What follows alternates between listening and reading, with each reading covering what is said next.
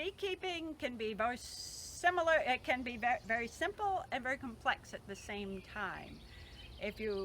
We recommend you read before you get your bees. It'll help you decide whether you want to keep bees. A book like the Beekeeper's Handbook, 4th edition here, and we'll include this in the list of resources. This is an excellent all-around book. If you read your way through this, you'll know the lingo, so when you read other information about beekeeping, you'll understand what they're talking about. And even after 15 years of beekeeping, I go back to this book to get some specifics sometimes. Another good resource to have on hand, because bees, just like the rest of us, get diseases, is the Penn State Honeybee Guide to Bee Illnesses and Diseases. Lots of great pictures to help you identify what's going wrong in your hive. But the best resource you can have is a mentor.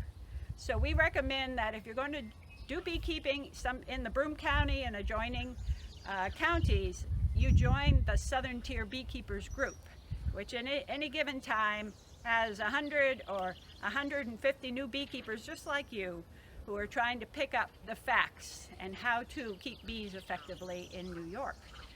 And in that group, you'll probably find somebody who lives within a mile or two of you who keeps bees. And if their bees survive from year to year, that's the person you should model your beekeeping on, because it is so local. Also, there are ongoing resources available to beekeepers, such as the beekeeping magazines, Bee Culture, and American Bee Journal. Years and years I've been reading these, and I'm always learning something new in there. Another great resource for a new beekeeper is to pick up a catalog on beekeeping equipment. There's surprisingly little equipment involved in beekeeping, the basic day-to-day beekeeping, but you'll get a little briefing on all that equipment in one of these catalogs, such as Man Lake.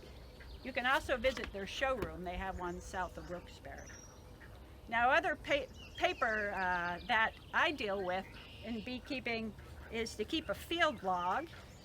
This is a waterproof logbook. You can use anything you want. Beekeeping is sticky and wet and so forth, so waterproof logbook is handy to have in the field because you will wash it off. But I keep notes of what equipment I have to bring and so forth.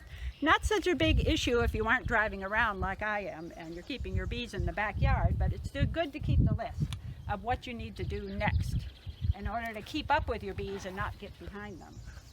I also have kept for years and years a notebook that doesn't leave the house, and in this notebook I have yearly notes of when I did something, and that allows me, and I've even summarized them over the years, so I know when the bees are going to have certain behaviors like swarming or when I harvest a certain type of honey.